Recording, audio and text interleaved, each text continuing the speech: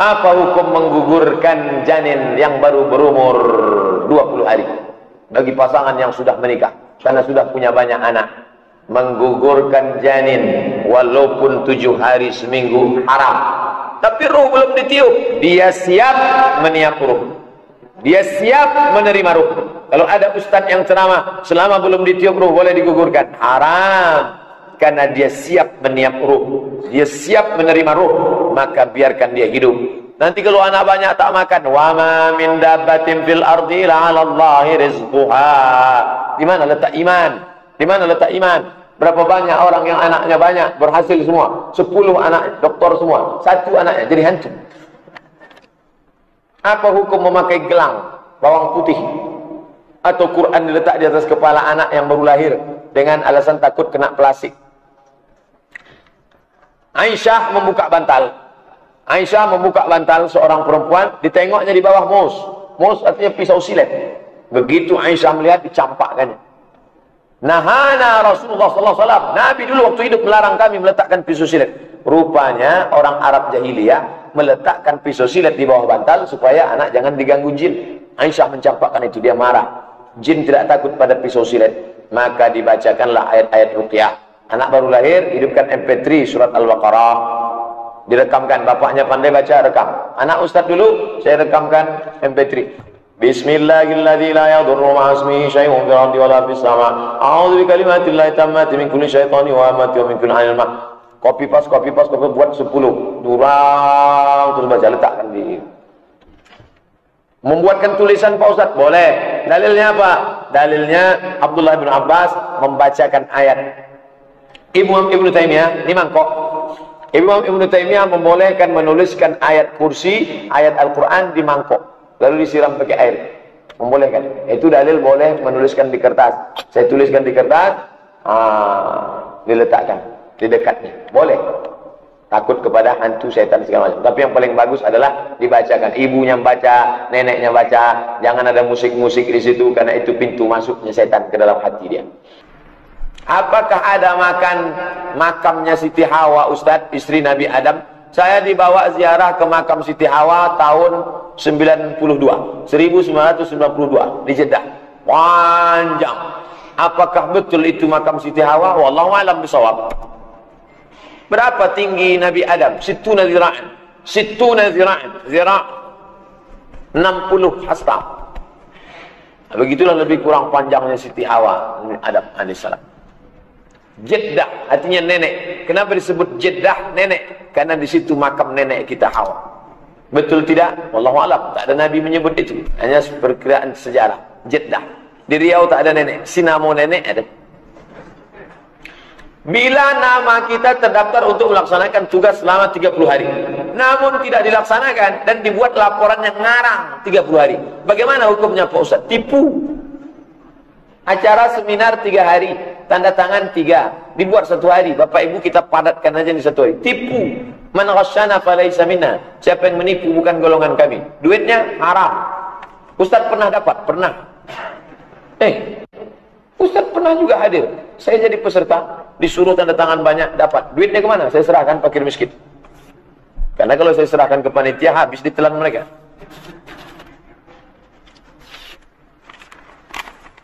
Apa boleh masbuk saat sholat Jumat? Masbuk itu bukan pilihan. Nanti kalau saya bilang boleh, masbuk terus dia. Masbuk itu darurat, keadaan. Nanti kalau masbuk, nyantai dia di kantor. Tak ke masjid, nanti masih ada 2 rakaat lagi, santai. Oh, datang sholat Jumat cepat-cepat. Andai macet total, sampai ke masjid tiba-tiba masbuk, itu lain ceritanya. Karena suatu khotib ceramah jamaah sakit perut. Oh, sakit perut, pergi ke WC, maka kemudian dia masuk sampai ke masjid, lalu kemudian imam sedang tasyahud. Kalau orang datang ke masjid sholat Jumat, imam sedang tasyahud, berapa dia ganti? 4 rakaat. Tegak dia, digantinya 4. Sampai ke masjid, imam sudah salam. Gimana? Sholat zuhur. Jumat digantikan dengan zuhur. Ini tentang masalah bagi orang yang tinggalan sholat Jumat. Kenapa di surga ada penjelasan para bidadari? Apakah ada bidadara? Itulah beda laki-laki dengan perempuan. Perempuan itu kesetiaannya hanya ada pada satu laki-laki. Makanya banyak perempuan setelah suaminya meninggal sampai mati dia tak nikah lagi. Ibu kan masih cantik, kenapa ibu tak nikah lagi? Walaupun papa sudah lama meninggal, tapi dia tetap hadir di hati ayah adinda. Kenapa? Karena perempuan tidak bisa poli. Perempuan itu kodratnya mono. Beda dengan laki-laki. Laki-laki masih ada pun bininya tengoknya bini orang lain. Nah, maka kalau ada perempuan bertanya ke saya, Pak Ustadz, suami saya nanti di surga dapat perempuan, masa saya nggak boleh dapat anak muda? Ibu tak masuk surga, karena orang macam ini otaknya tak masuk surga. Perempuan itu kesetiaannya luar biasa, sampai mati dia tetap satu. Oh, itu bedanya. Laki-laki setia. Binatang yang paling setia di dunia buaya. Makanya orang Betawi kalau nikah itu pakai roti buaya. Saya ngantar kawan saya nikah pakai roti buaya. Saya tanya, loh, ini kok pakai roti buaya? Ustaz, roti buaya ini paling setia sampai mati tak pernah selingkuh. Kalau dia di laut, waktu naik ke darat, disitulah dia muncul masalah. Assalamualaikum Pak Ustaz. Ana mau tanya, ana ada ikut pengajian di masjid dan kata Ustaz tersebut kalau usus sapi atau kerbau tak boleh dimakan. Apa betul Pak Ustaz? Mungkin dia pantang jeroan. Ususnya halal dimakan. Boleh. Dengan syarat dicuci bersih. Jangan sampai ada najis. Cuci bersih. Saya kalau usus masih ada hitam-hitamnya, tak lalu saya makan. Bagaimana cara membersihkannya? Pakai kapur sirih. Kapur sirih. Bersih putih. Setelah bersih baru digulai. Masuk pula kita sedikit tentang makanan. Waktu sholat sudah masuk, tapi kita masih di perjalanan. Bolehkah waktu mengerjakan sholat, dikerjakan sholat sunatnya dulu, baru wajibnya Pak Ustadz? Boleh. Sholat sunat tidak dilaksanakan pada saat safar. Pada saat musafir, jangankan sholat sunat. Sedangkan sholat yang 4 aja jadi 2. Tapi bagi bapak ibu naik mobil pribadi, nyantai, sampai di masjid, musola, dia mau sholat sunat, bagus. Sholat sunat tahiyatul masjid, sholat qabliyah, sholat zuhur, sholat ba'diyah. Walaupun sedang safar, boleh, tak masalah. Apa keutamaan istighfar bagi orang yang mengamalkannya? Man lazimal istighfar. Siapa yang melazimkan istighfar? Ja'alallahu lahu min kulli hammin faraja. Setiap kesusahan diberikan Allah kelapangan. Wa min kulli dhiqin makhraja. Setiap kesempitan diberikan jalan keluar, solusi setiap masalah. Wa razaqahu min haitsu la yahtasib. Diberikan rezeki dari jalan yang tak disangka-sangka. Mohon berikan penjelasan mengenai zikir lafaz Allahu yang banyak diamalkan orang-orang tasawuf.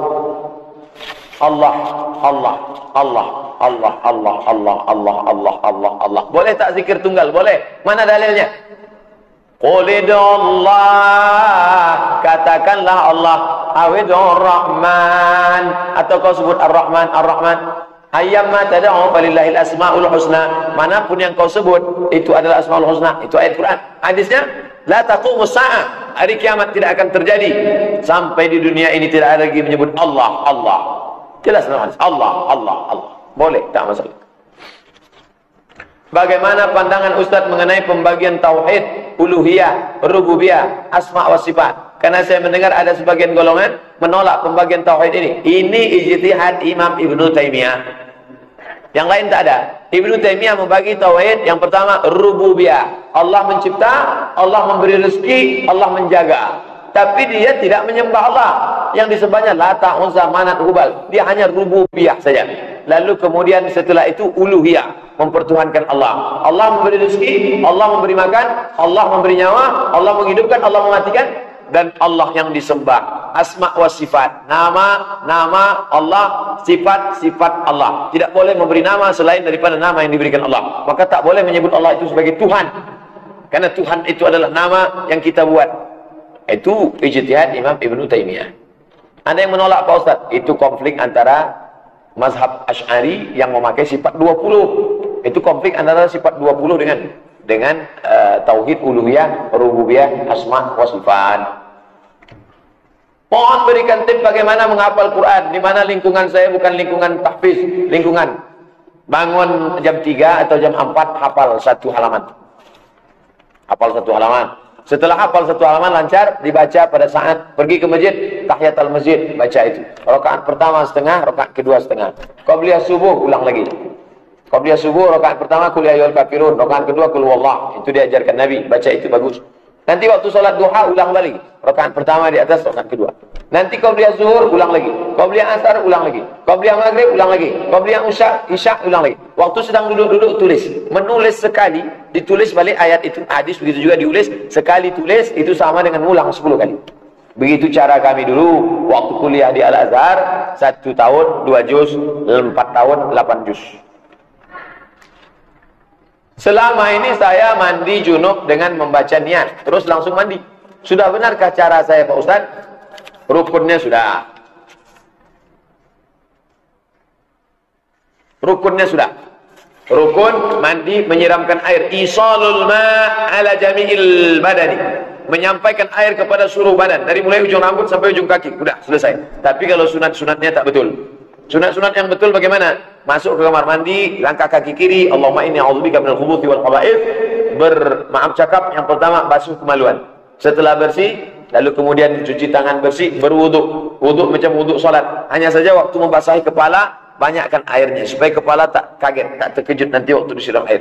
Setelah itu siramkanlah air pada bagian badan sebelah kanan. Dari bawah kaki kanan naik ke atas supaya tak terkejut sampai ke atas. Habis itu siramlah semua kalau ikut sunat-sunatnya. Tapi kalau sekedar menggugurkan kewajiban, tinggal ada tugas di hotel, tinggal nyemplung dia. Aku berniat plung, sah.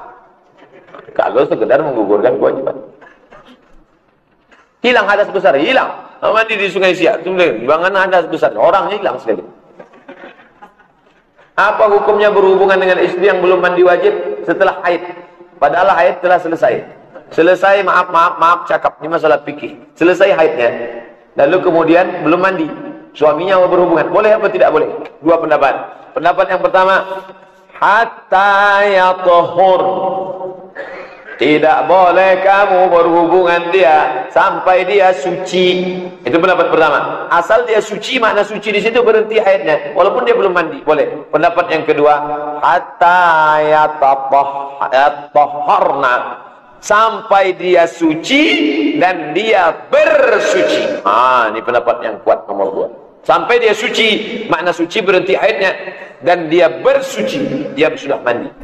Saya pilih pendapat yang kedua, lebih selamat. Tapi saya tak menyalahkan orang yang pendapat pertama, karena ada pendapat ahli fikih yang membolehkan. Asal sudah berhenti, walaupun dia belum mandi, dia suci, walaupun belum bersuci. Bedakan antara suci dan bersuci. Suci berhenti haid, bersuci mandi besar.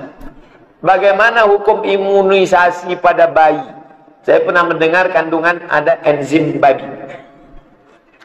Pendapat yang membolehkan anak katanya darurat tingkat tinggi. Nanti kalau tidak disuntik anak ini akan begini bla bla bla bla bla bla bla bla. Untuk kepastiannya tanya dokter.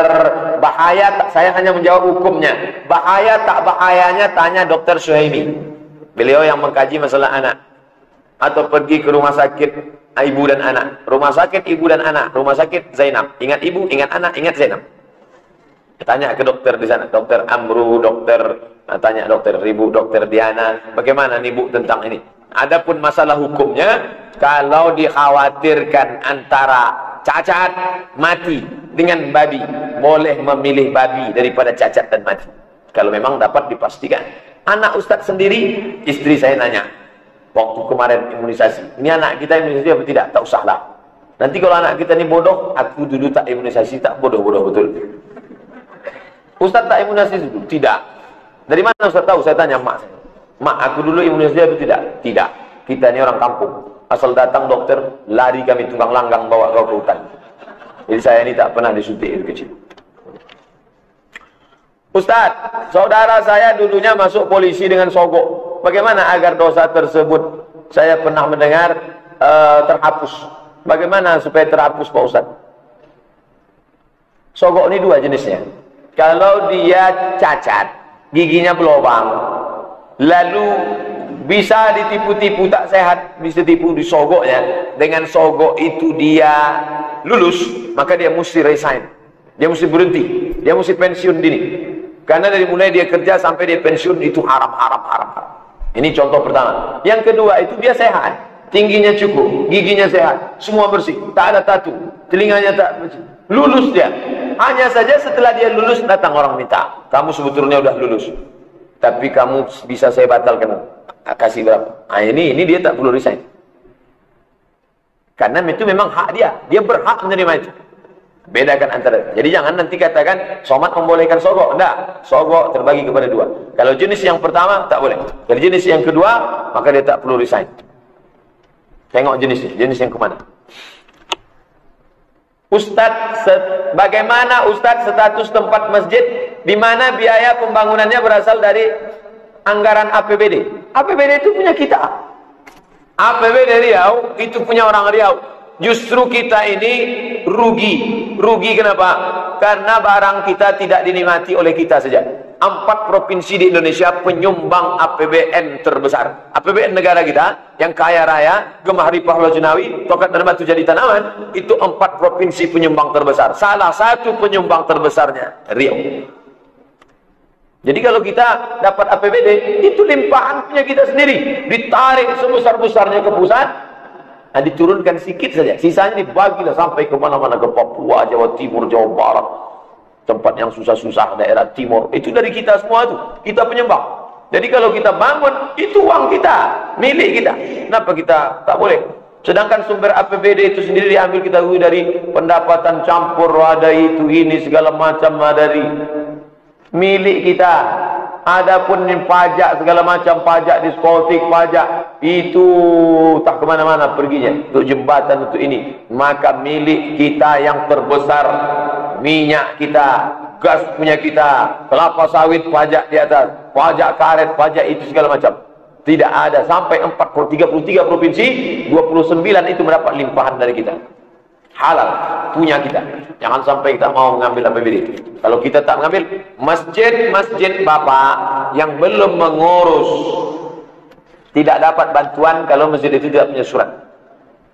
Itulah hebatnya mereka. Mereka mengurus sampai yayasan Menhub-Hab, Kementerian Hukum dan HAM. Ketika turun dana, masjid bawa proposal tak diterima. Kenapa? Yayasannya mana?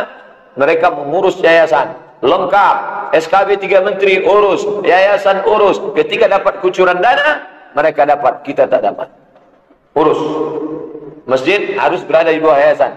Urus yayasan supaya dapat dana APBN, tidak hanya APBD. Saya ada membaca buku soal tahlilan, yasinan, maulidan, itu bid'ah. Di situ saya baca juga soal hadis memakai tasbih, memakai batu. Ustaz sebutkan itu merupakan hadis palsu karena ada riwayatnya yang tak bisa diterima kebenarannya. Begitu juga soal hadis tentang membaca Yasin. Sebutkan bagaimana? 3. Masalah tahlil, masalah tasbih, masalah Yasin. Tuntas, putus dalam buku 37 masalah populer. Masalah Yasin, man qara'a Yasin fi lailatin, siapa yang baca Yasin pada suatu malam, asbaha maghfuran lah, pada waktu subuhnya dia sudah diampuni Allah. Buka tafsir Ibnu Katsir, isnaduhu jayyid, sanadnya jayyid. Tentang masalah tasbih, Abu Hurairah memetik tasbih 1000 uqdah, 1000 simpul. 1000 simpul dibuatnya. Subhanallah, subhanallah, subhanallah, subhanallah. Kitab sahih riwayatnya, sahih. Syiar A'lam An-Nubala, buka riwayatnya. Sahabat Nabi. Lalu kemudian ditanyakan kepada para ulama Saudi Arabia. Syekh Abdul Aziz Ibn Baz, mufti Saudi Arabia. Syekh, bolehkah saya bertasbih berzikir pakai tasbih? Boleh. Dia sekedar alat hitung saja. Syekh Ibn Utsaimin ditanya, Syekh Ibn Utsaimin, boleh saya bertasbih? Boleh. Yang melarang siapa? Syekh Albani. 3 ulama besar. Bin Baz, Utsaimin, Albani. Syekh bin Baz dengan Utsaimin boleh. Albani mengatakan tak boleh. Satu mengatakan tak boleh. Masalah maulid, masalah tinggal buka saja Somat Maulid, tulis di YouTube Somat Maulid, lengkap selengkap-lengkapnya dalil dari dalil macam-macam dalil. Videonya sudah dibuat. Dulu acaranya itu di masjid depan Baterai Air. Nabi Adam diciptakan dari tanah, tapi ada penjelasan Al-Quran bahwa kita diciptakan dari, maaf cakap, sperma. Adam dari tanah, sedangkan anaknya dari sperma. Adam dari tanah ditiupkan roh jadi manusia. Adam makan minum, hasil makan minum jadi sperma, berhubungan, maaf cakap, kelamin dengan Hawa, maka lahirlah Kabil dan Habil. Asal manusia dari tanah, nenek moyangnya, sedangkan kita dari saripati tanah. Tidak ada kontradiktif antara keduanya.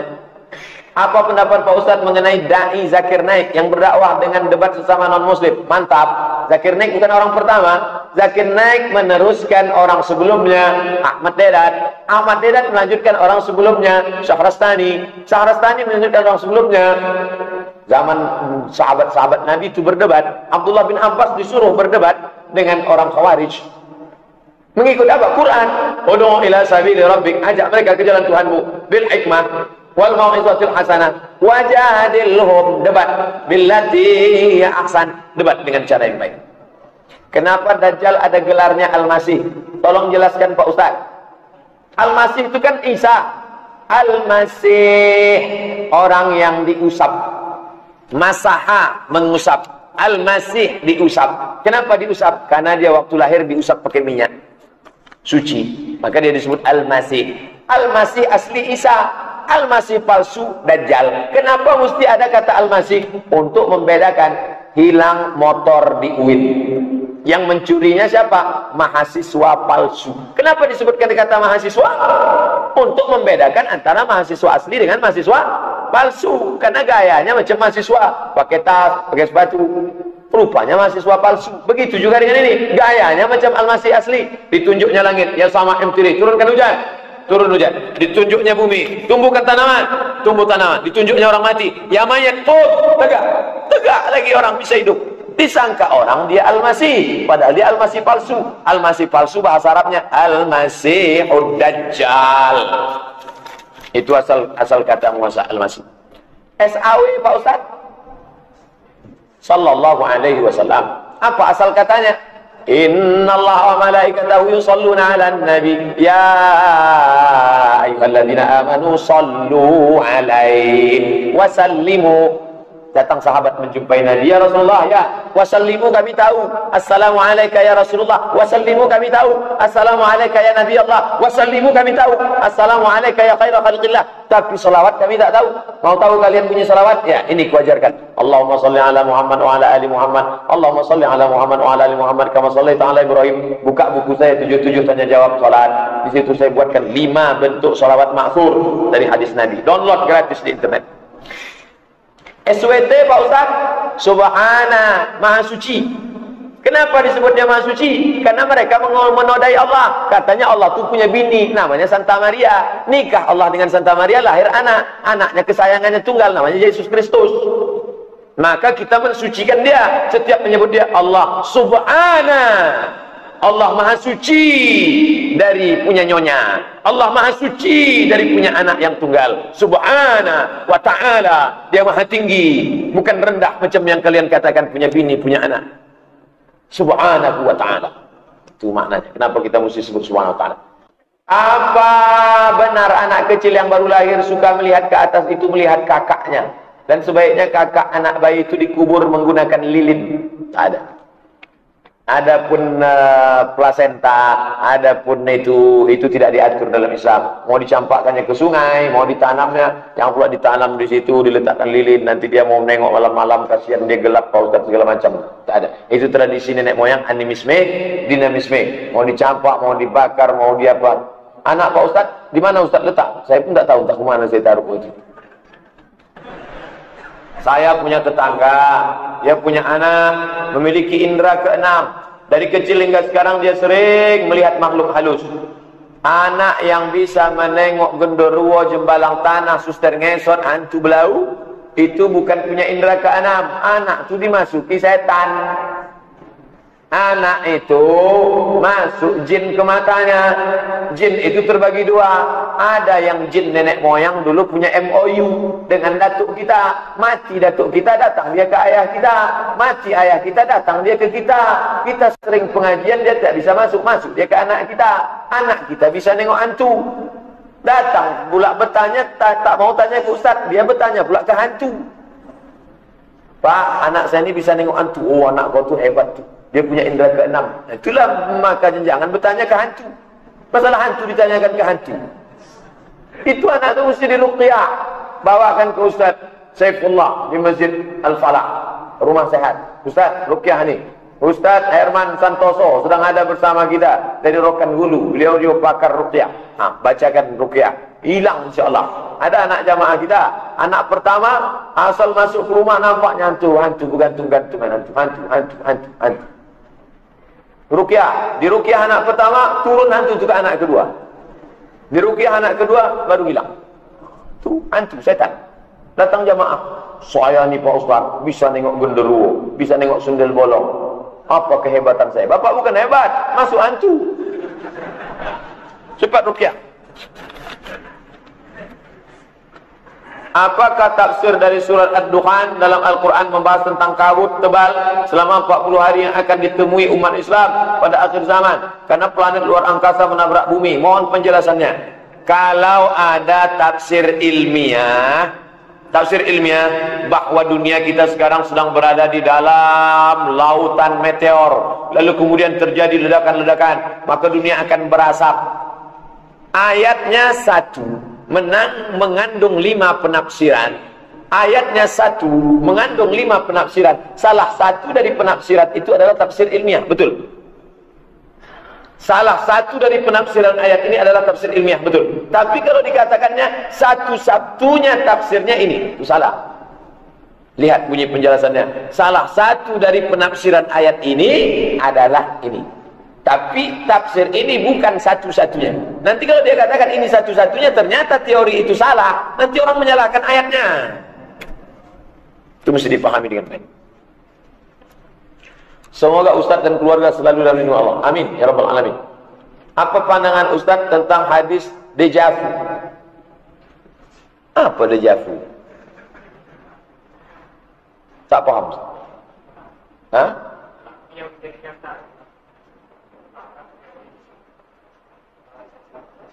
Pernah terjadi bahwa dia melihat dalam mimpinya. Apakah dia tidur dalam tidurnya? Terjadi ternyata besok malam tadi dia mimpi. Saya pergi ke suatu tempat. Apa kata dia? Saya pernah jumpa dengan Ustaz. Saya pakai peci putih.